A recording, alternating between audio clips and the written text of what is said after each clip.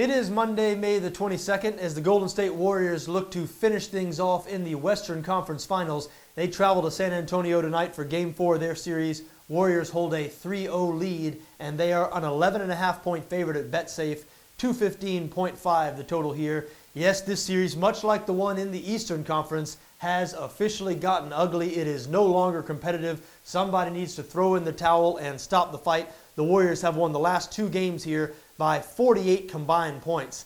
Now, Game 3, look, the Spurs came out and put up a fight. They were somewhat competitive in that game. In the third quarter, they closed it to, 3 points, I believe, at one time before Kevin Durant really got hot. Durant ended up with 33 points in that Game 3. Golden State coming out with a 120-108 win. As we said, they won the last two games by 48 combined points. Look, the Spurs are having enough problems on the offensive end without Kawhi Leonard, without their starting point guard, Tony Parker, and now without David Lee, who's been a key reserve for them all season. They've had enough trouble scoring, but it's really been on the defensive end where this has been lost for San Antonio. I know nobody's been able to stop this Golden State team for 3 years running now, but you look at what they've done these past two games, 256 combined points, 136 in Game 2, followed by 120 in Game 3. That is just not getting it done if you're the San Antonio Spurs. They haven't even been a speed bump for this Golden State team. And the scary thing is it could get worse. I mean, Klay Thompson still hasn't really heated up. Just 17 points in Game 3. He's been very quiet throughout this postseason, really. He's had a couple of spurts there, a couple of games where he showed up. But it's been a quiet postseason for Klay Thompson. And the Warriors bench was not great in Game 3. So, look, Golden State still with room to improve, but they have just been too much. The Spurs completely outgunned now. Game 1, San Antonio came out and really took it to Golden State. It looked like the Warriors were sleepwalking throughout the first half and much of the third quarter. Spurs built that 25-point lead, but then Kawhi Leonard went out with that sprained ankle, and since then it has been a total mismatch. So if you're going to bet on San Antonio plus the points here, I mean, my question is, what are you relying on? What do you have to go on at this point? Because, look, the Warriors, it's not like they're a team like LeBron James's Miami Heat teams, for instance, those teams that won a couple of titles there 3 or 4 years ago. Those teams were teams that relied on defensive intensity and physical dominance. This Warriors team, they don't rely on that. They rely on things like spacing, great passing, and shooting. And look, they bring it every night. I mean, unless you can deny them, unless you can prevent them from getting the shots they want to get on the offensive end, then what you're doing is you're relying on them to miss shots. And when you're talking about guys like Stephen Curry, like Klay Thompson, like now Kevin Durant added to the mix, I mean, these guys are not going to miss shots on a night-in, night-out basis. And the Warriors are as consistent offensively as any team in NBA history. That is why they broke Chicago's record for wins last season with 73 regular season wins. That is why they now have tied the NBA record for most wins to begin a postseason.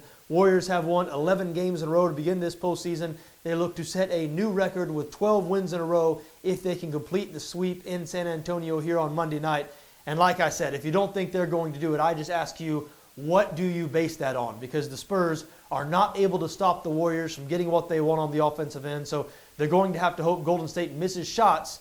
And again, we're talking about Curry, Durant, Klay Thompson. I just don't think it's going to happen. And San Antonio counters with LaMarcus Aldridge, who's been extremely underwhelming here throughout this postseason.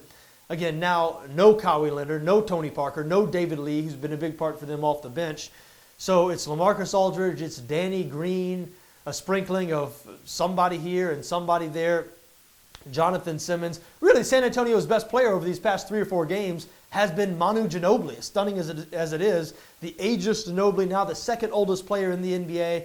He's been instant offense for the Spurs off the bench. We've seen that, of course, before throughout the last 10 or 15 years for the San Antonio team. Ginobili has been so solid providing offense off the bench. But these past couple of years, his play has really tailed off, but he has stepped up in this postseason, especially over these past 4 or 5 games. But look, if you're relying on LaMarcus Aldridge, who again has not been very good, the ghost of Manu Ginobili, Patty Mills, Danny Green, this is not going to cut it against this Golden State machine. So I do like I was about to say the Spurs. I do like the Warriors here to put San Antonio out of their misery. I don't see how you take them and give the 11.5 points.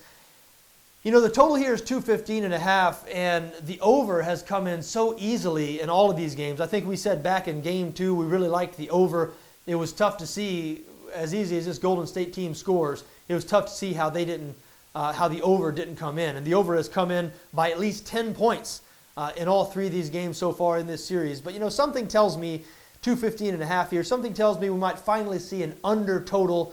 And it's not because of what Golden State's going to do. It's because when you look at what San Antonio is rolling out there now, and keep in mind the Warriors, not only were they great offensively this season, but they led the NBA throughout the regular season in field goal percentage allowed, in opponents' field goal percentage. So Golden State, they can really guard as well.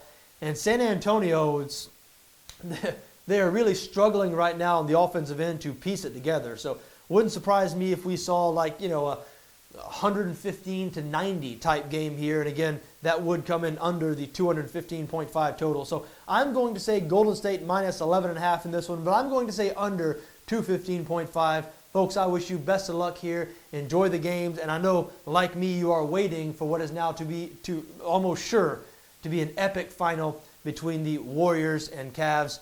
It's just a formality now, wrapping up this Western Conference series. I do believe the Warriors are going to take care of business here on Monday night. Like them, minus 11.5. Like I said, best of luck to you. Enjoy the game.